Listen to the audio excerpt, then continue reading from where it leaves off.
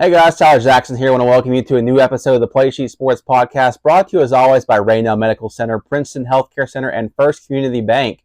On this week's episode, I do a Q&A. That's right, I post on Facebook asking for some questions for you guys that I could go ahead and answer. And I got quite a few of them. All of you guys send them by email, so I'm going to keep some of the names anonymous here, and then we'll go through them and I'll answer them to the best of my ability. I hope you guys enjoy this type, and if you guys do, we'll maybe do a little more of a Q&A session in the future. But first, we're going to hear a word from our sponsors, and we'll hop right into it. For the past 4 decades, Princeton Healthcare Center has provided a quality experience for countless families to give them a warm and safe senior living environment. We're much more than a nursing home, offering skilled nursing services in a long-term care community. If you're looking for a skilled nursing facility that is as compassionate as it is comprehensive, look no further. Contact us today to schedule a tour for you or your loved one. Princeton Healthcare Center, a commitment to caring. Welcome back here to the Play Sheet Sports Podcast, and like I said, this is our first Q&A episode, and I actually got quite a few questions. I had to do a little bit of a cutoff. I was able to get all the questions in that everyone asked this week, and again, depending on how well this is received, I might do more of these in the future, but I actually got a couple questions, so we're going to go through it, and I think as the year goes on, there'll be a little bit more to talk about, and I think they'll probably spark a few more questions, so like I said, I'm going to keep the names anonymous because all of the questions I got came through email. So I'm assuming that if people didn't comment on Facebook, that they wanted to stay anonymous. So I'll probably use the last parts of their like at Gmail or whatever, maybe the first initial, and go from there. But we'll go ahead and keep the names anonymous. But in the future, if you want to go ahead and make your name public record, go ahead and just state that in an email or any form that you send it in. But the first question comes from y@gmail.com. Says, what is the outlook for soccer in Southern West Virginia? With 2 state champions in 3 years, it feels like it's on the rise. I think that it's a great time. Obviously, the reader mentioned 2 in the last 3 years. Greenbrier East won in 2022, and then Beckley is defending state champions. They won in 2024. I don't think it's much of a surprise. Beckley had, I think they won 3 or 4 state titles in the early 2000s throughout the 21st century. So they've had a rich soccer program. They just had some struggles getting through the region, which is understandable with GW being in it and Greenbrier East obviously also being in it. And they were state champion 2 years ago. So to me, I feel like every time I go over to the Y, the Paul Klein Memorial Complex, I see a ton of youth soccer teams playing. So that makes me kind of think that the sport's in a great shape. And if you go to these games and you just pay attention to the crowds, I feel like ever since I started doing this, the first soccer games I covered were actually, I believe, in 2018. And you could tell there wasn't much of a crowd at those games. But now you go to them, you go to a Greenbrier East game, you go to a Beckley game, and the crowds are there. They're all into it. You know, some of the memories I remember actually from Greenbrier East state championship run after they beat Beckley in the sectional championship. I remember Adam Seams, getting really hyped up and into it with the crowd, and they celebrated with it. And I think obviously part of that is a matchup with Beckley, but these crowds really seem to be into it. You go to a Beckley soccer match too, and not just state tournament one, but these ones are all throughout the postseason. You see a great crowd in them, and that's boys and girls. So I think the sport's in a great shape, and I think it's only going to continue to grow. Like I said, there's just so many kids that do travel soccer ball now, and the athletes, they're really great. I don't even think that you look at teams like Greenbrier East and Woodrow, the fact that they've won the last 2 of the last 3 state championships, I don't think that that's a flash in the pan, so to say, because like I mentioned, they were trying to get through the same region as GW, and GW was winning state championships. So you could make a case each year that either Beckley or Greenbrier East is a top 3 or 4 team in the state, and I think that they play schedules that reflect that and that challenge them, and Beckley has always done that, Greenbrier East too. So I do think that the sport's on the rise. I think it's doing a great job. And like I said, every time I go over there, I see a ton of youth soccer teams on some of the other fields occupying it. And you just look at it. It's you talk to some older folks. It's an easier. I don't know if it'll ever overtake football in my lifetime or anything, but it's a much easier sport to outfit in a lot of ways. You don't have the same equipment costs and things like that. And, youth soccer is something that kids can get involved in really early and they can grow in. So I do think it's in the rise. And I think that's actually a really good question to start off with. Didn't expect to get a soccer question right off the bat, but that's a really good one. All right, our next question is: last year was a down year, with fewer teams in the area winning championships. Do you think that changes this year? From F at hotmail.com. Uh, yeah, so I think part of the perception that it was a down year is because the kind of piggybacking off that last question with soccer being on the rise. I think a lot of people maybe dismiss the sports such as, those early fall ones like golf and volleyball. Because if you look at it, the area had an incredibly great start to the year last year. Single A volleyball state champions, even though it came in December in Greenbrier West. I mentioned Beckley just had won the soccer state championship, and Shady Spring won another golf state championship. So of the four sports you have in the fall, throwing cross country in there, we had three state champions out of four sports, which is a great start to the year. Now in basketball and baseball and softball, we didn't have any state champions. It was really a bit of a down year in a lot of sense. I think this was the first time since 2020 or so. No, probably even before that. I think maybe even 2016 or even further back, where we didn't have a team that actually ended up playing for a state championship in basketball. I think you probably have to go back to 2015. Yeah, that would have to be it, because I don't think we had any boys or girls. And 2016, Wyoming East girls, and 2017, Bluefield girls, and Wyoming East is playing state championships uh, every season on. But yeah, I think that maybe that's where that perception and that question comes from. Uh, but in a lot of ways, I look at Shady Spring Golf. They have a lot of really good golfers back this year, so they should be in contention to win another title. Beckley Soccer brings back a lot of really good players. They should be in contention to go back to back. And again, none of this is guaranteed. So I think that's all in the realm of possibility. There's some good volleyball teams in the area. Uh, yeah, I I think if this question probably pertains a little bit more to winter and spring sports. I do think so. And even in wrestling, I think independents, they usually have more wrestlers win the state championships. And I think they only had one. Beckley, I think, had two or three. So maybe that's where the question stems from, is what happened with the winter and spring sports. But I think that it's probably going to be a better year for those sports. I think Wyoming East boys are ones that stick out as a team that's going to be able to make a little bit of noise. Wyoming East girls have a really good solidified program. You can never count them out. James Monroe girls have built a really good program again too. Shady Spring on the boys' side has a young program, but by the time the postseason rolls around, they could probably be in the mix again. So yeah, I think there's definitely some opportunity here for some of these teams in the spring, and then you go to the spring. I think independent softball, they have expectations with some of the transfers that they've brought in to be not just contending for a state championship, but to be playing for it and winning it. And there's some other really good teams. Liberty brings back a lot of really good players. Midland Trail brings back some good young players as well. So I think there's a lot of opportunity there for the winter and spring sports to improve upon what they did last year. But I really wouldn't say it was a down year, because I think golf, soccer, and volleyball all had excellent years. So uh, yeah, I can't say that it was too much of a down year. All right, next question. I've seen your transfer portal tracker. I don't want to sound rude, but do you think that only glorifies a transfer problem? Why at gmail.com. No, I don't. I think that if somebody is transferring in the hopes of getting on the Playsheet Sports transfer tracker, there's probably more to that issue. I mean, because I put that out there just to keep people in the loop, just to let them know exactly what's going on. I think that's extremely important. A lot of people think that it's just something to glorify transfers, and that's not it at all. I think even for myself, it's just a tool to kind of keep up with all the transfers.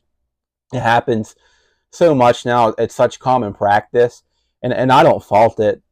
I think it's part of the game now, and I think that you should be able to move, to utilize that one free transfer and to move as you like.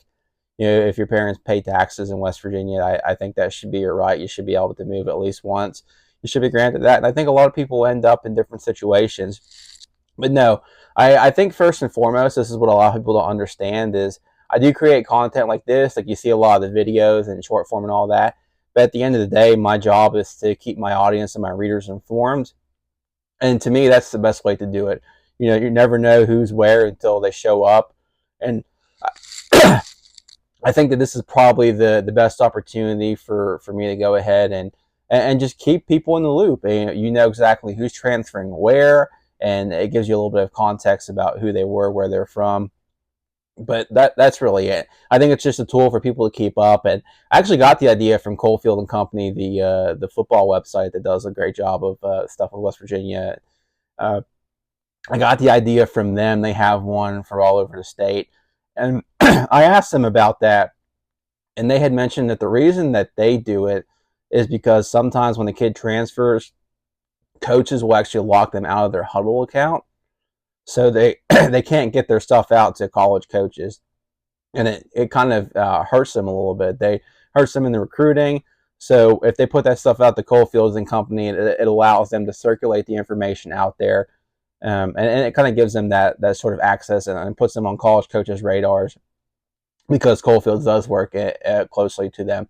So it's not just something to garner attention. It's something to keep my readers informed. And I think this is also like a good opportunity to tap into transfer portal. And just what my belief is, I understand the whole hometown argument and the camaraderie and all that in building a program. But the example I like to always use is, would you tell your kid, you know, if they were working for a smaller software startup and Apple came calling, you know, with a great opportunity to succeed, or Google or whatever, would you tell them to turn that opportunity down? Like you work in jobs and hoping to make it big and to to get in these successful positions. And I look at the transfer portal similar to that. There are a lot of kids that work extremely hard to put themselves in positions where they're having success, where they're able to do these different things. And, you know, a lot of people look at it as, well, you're teaching kids to run away from things. And I don't necessarily think that's the case. I think if a kid's good enough to transfer and play, that they've probably worked hard enough to be to that point where to be wanted to be a good transfer player. So that's kind of always the way that I've looked at that is I think transfers, I think you should be able to transfer once. I don't think you should be able to keep hopping around. But I feel like kids, you know, if you feel like you end up somewhere where you don't fit, this gives you an opportunity to go succeed and find somewhere that you do fit. So I've never really faulted kids for seeking those opportunities or for transferring. And so I definitely don't think the transfer portal is part of that. You know, I don't think that the tracker glorifies it in any way. I think it keeps people informed. And at the end of the day, that's what the sole purpose of my job is. I know a lot of people look at it as, you know, giving kids exposure. And I think that's more so a result of the job. You know, I do like, you know, you grow relationships with a lot of people and these kids and parents. But at the end of the day, my first duty is to my readers and to keep them informed.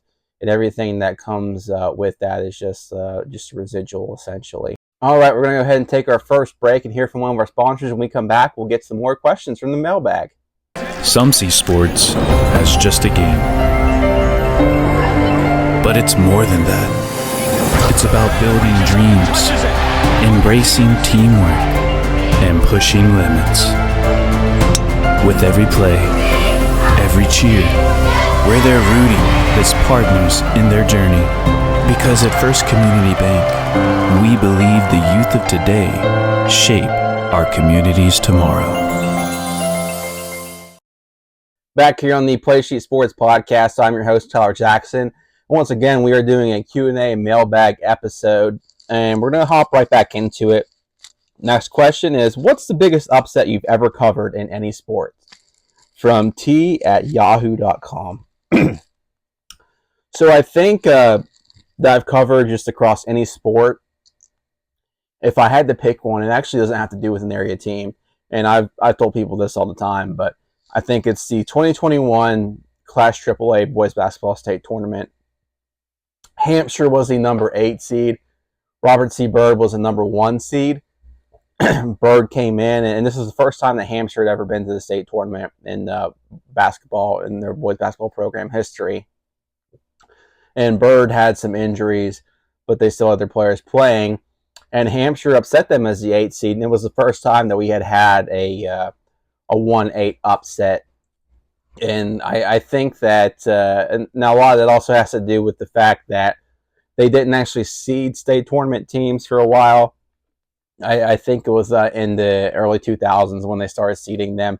Maybe it was the late 90s. But they did not seed them. They used to always just have regional winners, and it was predetermined before the season started which region would be playing which region. Kind of like how it is now with softball, where coming into the year, Region 3 is going to play Region 4 in the first round of the softball state tournament. There's no seeding. That's how it used to be for basketball.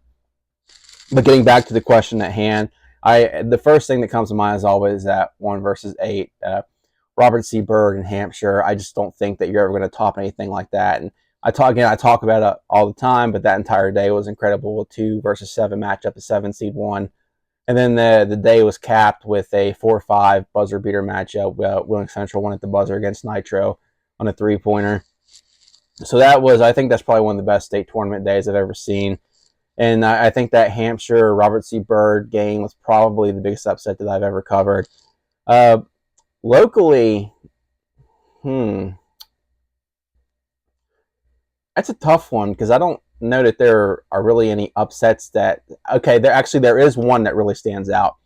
Going back to, no, I actually didn't cover this game in person, but the one that really sticks out because I covered part of the series was in 2022. Shady Spring and Independence played in the Region 3 section. I don't remember what section they were, Section 1 or Section 2 championship. And Independence was loaded. That was when Atticus Goodson and Michael McKinney and all those kids were all seniors. I think Andy Lesser was a senior that year too. They were just a loaded team. They, in all likelihood, they were deemed probably the state champion favorite. They'd beaten Logan at Logan pretty badly. I think they beat them by 7 or 8 runs. So I think they beat them twice. They'd beaten North Marion, who beat them the year before. And, they played Shady, and that game actually went to 3 innings. I'm sorry, not 3 innings, but actually went to a decisive 3rd game. And I remember, and I think what really makes this game stick out is the fact that Shady had a pitcher named Alex Johnson, and he was he really, really struggled against Independence as his career. And that was his senior year, and he had really had a tough senior year. He just wasn't as good as what he was his junior year. I don't exactly know why. And it came down to it. Shady had a pitcher named Cam Mans who was really good against Independence, and he helped them actually push that series to a decisive game, 3rd game. So they ended up getting to that 3rd game, and there's no rain, so Shady ends up pitching Alex. And I remember asking the Shady head coach Jordan Meadows before that game, after Cam Mans had won them the game before with his pitching performance. I said, "So are you hoping for rain to maybe get Cam back on the mound?" He said, "No." He said, "Alex is a senior. This is his chance. This is his time." And this is, again, in mind with the fact that Alex had a really rough year. And they came out and they won. They shocked, they stunned Independence, and that was the end of what I think many in the area, myself included, thought was an Independence team that was primed to win the state championship. And they fell on the sectional championship. So I think that's probably one of the biggest upsets. Some other ones maybe last year in basketball, Bluefield, James Monroe, but I also thought that those two teams were a lot closer than you'd probably expect. But I would probably say Shady, Independence locally, overall Hampshire, and Robert C. Byrd in 2021. All right, next question. Who is most likely to win the Kennedy? Well, this one doesn't designate whether or not locally or statewide. I'm going to assume that it probably has to go with statewide, just because the name that's in it looks kind of familiar. So, locally, I would say, coming into the year, now I want to be very just honest with this. When we've had Kennedy Award winners, I've had 4 in the 8 years that I've been doing this. I didn't come into the year thinking that any of them, outside of maybe Judah Price, would be a Kennedy Award winner. In the 4 are Mookie Collier in 2017, Atticus Goodson in 2021, Judah Price in 22, and Dom Collins in 2023. So we had a stretch there where we had 3 in a row.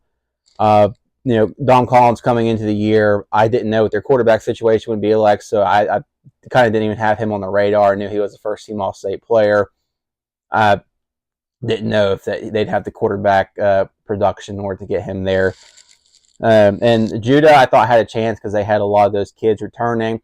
The thing that kind of made that feel unlikely is the fact of back-to-back kids, and then Judah had an outstanding year, breaking scoring records, and he got Atticus was kind of a dark horse, but I think that and again, not to take anything away from Atticus, but I also do think that he benefited from a bit of a media campaign push. I think that our area gets a lot of coverage. We have a lot of people that in different facets where the information flows out there freely, and I don't know if that's exactly the same way in other corners of the state. Not trying to pick on any other corners, but you may not know who Parkersburg, that area's best player is, or Wheeling's best player is, or or you usually have a good idea of Martinsburg, that area, Panhandle. But I feel like for our area, it's pretty clearly defined each year, or as the year progresses, who the best player is going to be because of how we go about it, whether it be myself or Dave Morrison. The information is always put out there, and it's always made pretty accessible. Sometimes to a nauseating point, but it is out there. So for this year, if I had to go in, if I had to pick 2 players in the area, and I'll explain exactly why I think that they would probably be likely to win a Kennedy, or most likely to win a Kennedy at least, I would go Brad Mosser from Princeton and Silas Nelson from Independence. And I'll go ahead and start with Mosser. So for Mosser, I think what aids him is coming into this year, I don't think that they're going to use him exclusively as a wide receiver. Not that being a receiver discounts him from the Kennedy Award, but usually if your production's tied to a quarterback, it's really hard to win the award. So if I had to pick one, I think what makes Mosser unique is he's probably going to play some snaps at running back as well. As it's my understanding, is they're not just going to use him as a receiver. He's the first team All-State receiver last year, almost 1,300 yards receiving, 14 or 15 touchdowns. But he was also a finalist for the Walker Award, which goes to the best special teams player. So he's a threat in the return game, which adds to him. So if you add the rushing yards, if you add the receiving yards, and you add the special teams, there's really a lot of opportunity there for him to excel in all phases and push that. And the other part that also goes into this, your team has to be really good. It's not very often that a team ends up finishing outside of the semifinal round and the kid ends up winning a Kennedy Award. I think that's only happened 2 times or so in the last 15 or 20 years. Happened with the Payne kid at Poca, and then Will Cole at Bluefield. So usually, if you have to be a team that's contending, and I think Princeton's going to be a team that's contending in AAA. And for Silas Nelson, a running back, obviously Independence is already established that they can churn out those type of players. Going back to Atticus, winning in 2021, Judah in 2022. And going back to the last point I made with Princeton, I think Independence this is just my opinion, I think they're the best team in AA right now. So I expect them to be playing for a state championship, provided they're able to get to the playoffs. Their regular season schedule is pretty brutal. That's a story for another day. But if they can stay healthy and get to the playoffs, and Nelson put up the production that he had, I think he finished with 1,800 yards last year, he'll be in that contention. Now, those 2 are the front runners, but I also think they have teammates that can contend for those spots. You mentioned the quarterback for Princeton, Chance Barker.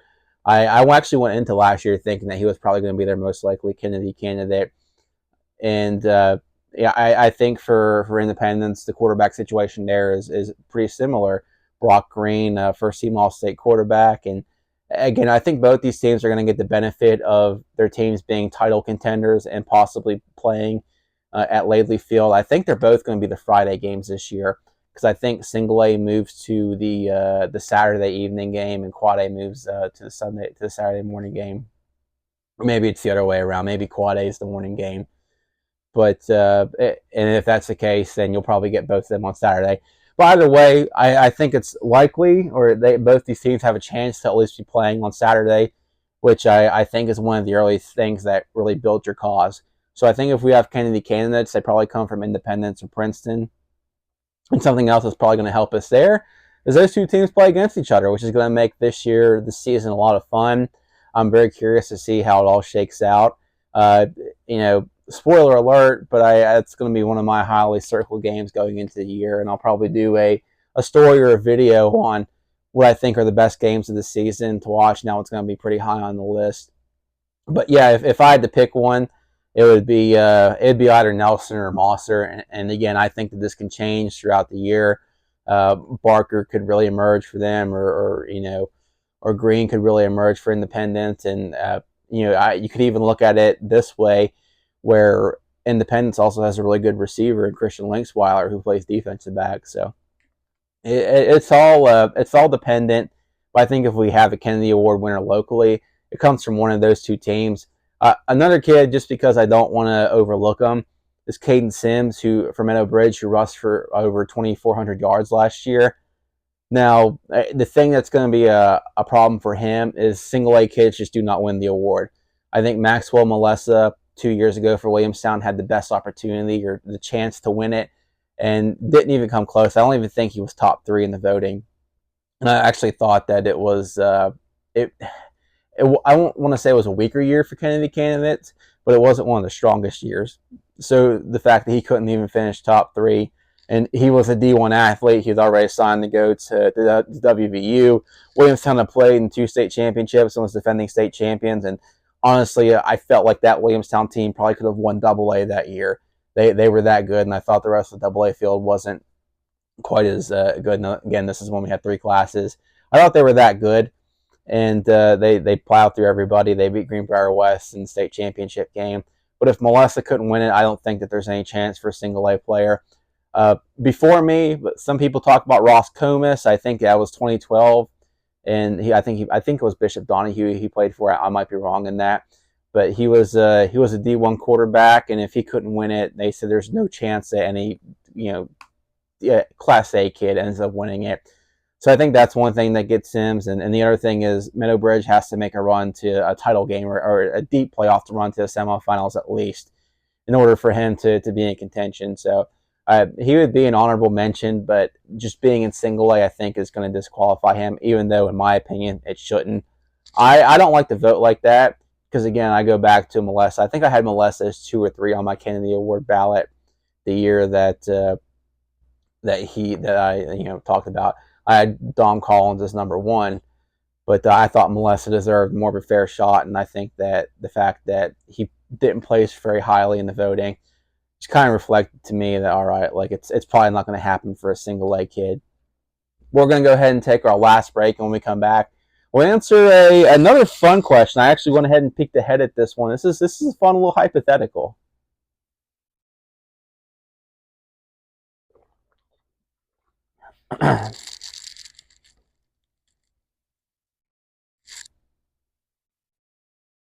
Back here on the Play Sheet Sports Podcast, I'm your host, Tyler Jackson, and we're getting ready to wrap this up. This has been pretty fun. This is our first Q&A mailbag session. And again, depending on how well received it is, we might do more of them. I've certainly enjoyed it. I like giving the audience an opportunity. If I can, obviously, I mentioned earlier, my job, number one, above all, is to inform my readers and, in this medium, to inform my listeners and my viewers. So if you guys ever have a question and I can answer, I think this is probably a good medium for me to do that. So I'll try to do these a little bit more regularly, especially if it's well received. So just let me know what you guys think. So I have 2 more questions, actually. Do you have any plans to cover the Logan area? This is actually one that I've received quite a bit, very specifically Logan, whether it be, strangely enough, on TikTok or Facebook. Mike Toth, the girls basketball coach at Logan, has asked this question quite a bit. And unfortunately, no, not right now. If I do, it's a long ways away. Play Sheet Sports, I go ahead and say, has hit a point of sustainability at this point, which I think is great. I can pay myself a full salary, which is, what I've worked for. And I did not think that it would happen this quickly, if it would happen at all. I thought it would take a year. And honestly, we got to this point in May. So before the school year ended, we were at the point of sustainability. And I want to thank the viewers and the readers for that, because honestly, you guys are are what make this sustainable. You engage with the content, you enjoy it, you listen to it, you consume it, and that's what stands above all. And I could not do it without you guys. So I appreciate that. But back to the question about expanding to Logan. I've had this question about Mingo County too. No, my next goal honestly would be to hire somebody else if possible, if we can get to that point. Because right now I'm just one person, and during basketball season I have 21 different schools I'm trying to cover. And if you split that into girls and boys basketball, you're talking about 42 teams. I can't be everywhere at once, so I have to pick and choose. And I'd like to be able to hire somebody else in my own area. And if I had to expand to another area, and I don't know if it'll ever get that big, it would probably be the Kanawha Valley in some capacity. You know, I think one of the issues with my previous stop at Loop Press was that there was expansion with no plan really in place at a higher leadership level. They talked about expanding, and they did expanding, but I think that they did it without the funds to be able to make it sustainable. And I never want to end up in a situation like that myself. So I always want to stay within my means. And right now, this area is the one that's been so good to me. That's the one that I always want to continue to cover. They're the ones that have made this sustainable. So this area from Nichols County down to Mercer and McDowell County, that's where the my bread and butter is. That's where I'm pretty ingrained. I just don't think it would have to. There would have to be the money. I hate for it to say it comes down to money, but that's what it would come down to expanding into a Logan area. And I just don't know that it's there in just that one area. I would love to, because I appreciate the people that reach out and want that, and I know that some of those places are news deserts, and they feel like they're underrepresented or not represented at all. So I definitely do understand that. It's not something I can do. I'd just be stretching myself beyond my means right now. And our last question. This is actually this is a fun one. The fun I was alluding to. Will any school in Raleigh County win more than one state championship? If so, what schools and what sports? I like that this is very specifically Raleigh County. Looking through, they actually gave me a list of schools: Indy in AA, Woodrow in Quad A, Shady in AAA, Liberty in AA. Cool stuff you're doing. Thank you. I appreciate that. I do know which reader this came from. They've been pretty supportive of our work. So if I had to pick one, I would go with Independent, and I'll go ahead and explain this before all of Raleigh County gets upset with me. So I'm going to go ahead and with an established pattern, and that let's say that we have the schools that are they come in as defending state champions: Shady in golf, Beckley in soccer, and Independence has a wrestling state champion as well. Jesse Adams, I believe, is back this year, and he's won 3 in a row. I don't see any reason why that would end right now. So let's go ahead and start with the baseline of those. So who do I think has the path of least resistance, assuming that those schools were to repeat in those sports? Who has the path of least resistance to get to another state championship and win? I think for Beckley, it's tough. Maybe if you have somebody this is assuming you talk about individuals as well. Maybe you have somebody in cross country that can do it. Shady is the same way. Shady has good cross country runners as well. Shady has a good volleyball program. I think they're in a bit of a reload year. If I had to pick one, and this is assuming that for Shady, a single championship, like say you have the low medalist in golf and you have the team state champion, I wouldn't count that twice. But I think if you did count it twice, they're probably the most likely because they have good golfers. So I think Shady on that front. But if you're doing like one individual and then one team or anything like that, I think it's Independence. I said I think Independence is the best team in AA, and I'll elaborate that on more content as we get closer to the start of football season. I think they're the best team in AA, and I think this year is probably like a springboard for them into the start of a mini dynasty. And again, that's if they stay healthy. But I just look around the landscape of Double A. I'm not really sure who give, because I mean they played so many young kids last year. They went through so much, and they were still a semifinalist team. So now these kids are a year older, they're bigger, they're stronger, they've been in the program, uh, and they're in Double A again. I think Double A got weaker. Frankfurt graduated a lot of kids. I I'm not sure who really hangs with them. And again, they have a tough way to get into the playoffs. But if they get in the playoffs and they're healthy, I think they win football.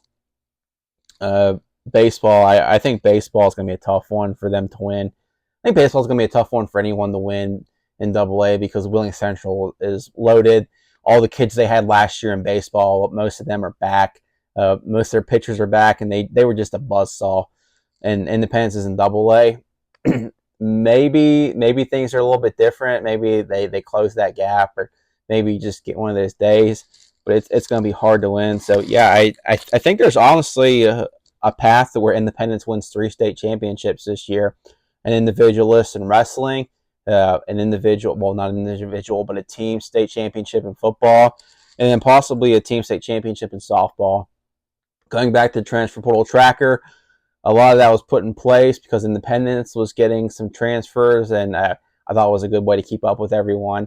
And this isn't picking on the Independence, but they got 2 All-Staters from Shady Spring and Peyton Rabin and Jenna Joyce. Such a catcher and a shortstop. Independence is dropping down to Double A this year. They have a lot of kids back, including a first-team All-State catcher. So I think that they're loaded. They have a good crop of kids coming up. So I think that it's likely that they're contending or competing in Double A. Again, I don't know if they win it, but I think Independence has a chance to not get just 2, but 3. I go through some of the other ones. Beckley, volleyball's tough because those panhandle teams are really good. Basketball, it, basketball in Beckley is you never know who's going to be there. I've already heard of kids that may be transferring out of there, so you just have to kind of wait and see who's there come basketball season. But that's a tough one.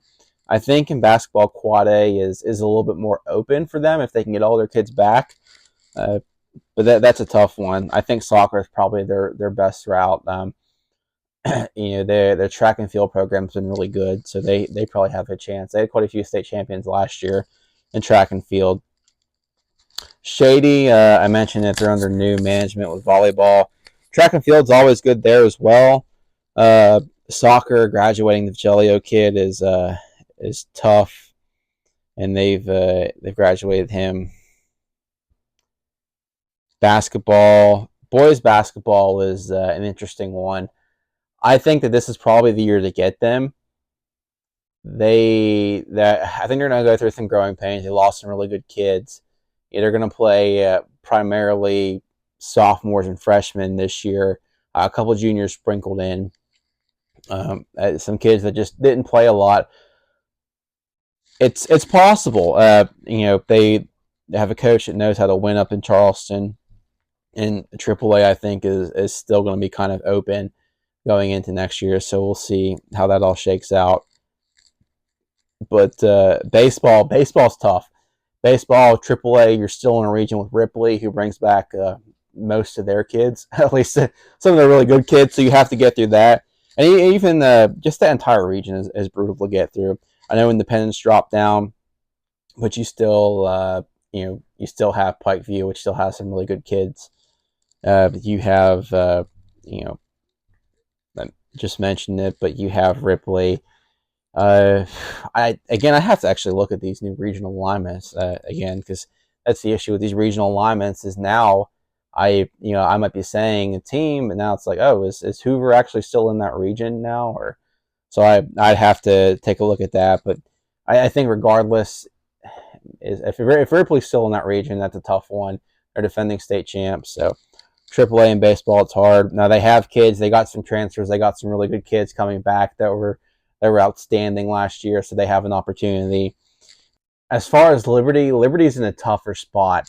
For softball they have to go through Independence and Midland Trail, a bunch of 2 really good teams, and there are some other teams that are good in that region that could always pop up as well.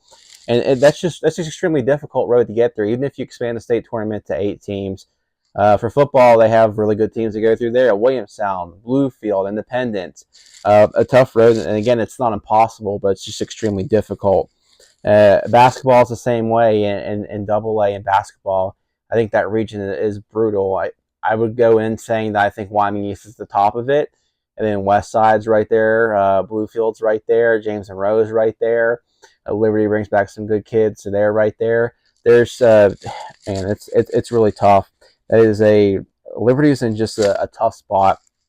So if I had to pick one of these schools that I think would probably be most likely to get to, if you don't count the golf championships as separate, then I'd probably go with Independence, just because I think they had the path of least resistance. With football and softball and wrestling, I think it's likely that they get state champions in those sports, or at least get a really good shot at it. And again, they just you look around, they have so much talent. They've added talent this offseason. In football, they were really young. So I like a lot of what they're doing, and so much that's sometimes what it is. You just look around the landscape of things, and you're like, who's better than this team right now? And I look at Independence and a couple of their teams. I'm not sure that I see very many teams, if any at all, that are better than the ones that they have. And this is kind of the same argument that I have for All-State each year, where people are like, I think such and such is the first team All-Stater, and it's like, yeah, they had a really good year, probably merited first team All-State in some years, but just not this year.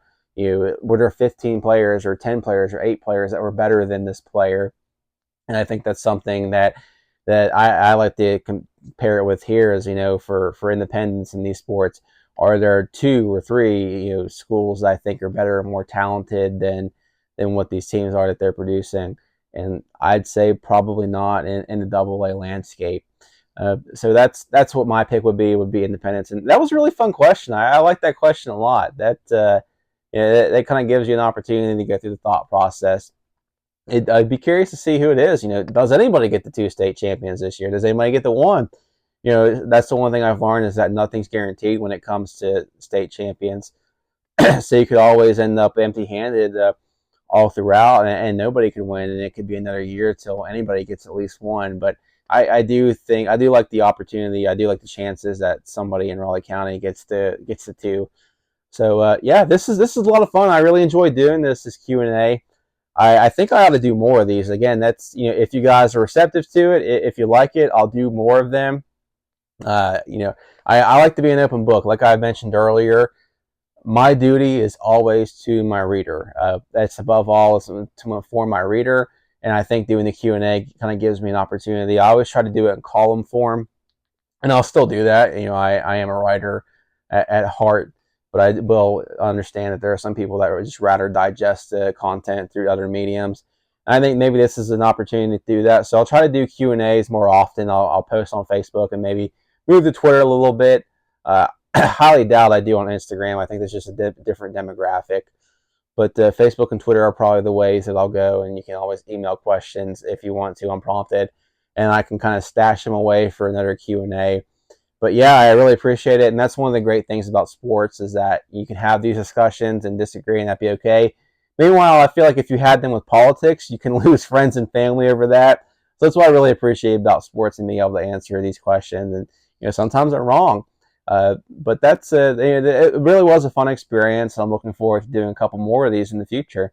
But until then, we'll see you next time. We're going to start getting into some football and volleyball and golf, and we finally have a little bit more content coming your way. But it should be a packed month of August, and we'll hit the ground running. Thanks for tuning in, and we'll see you again.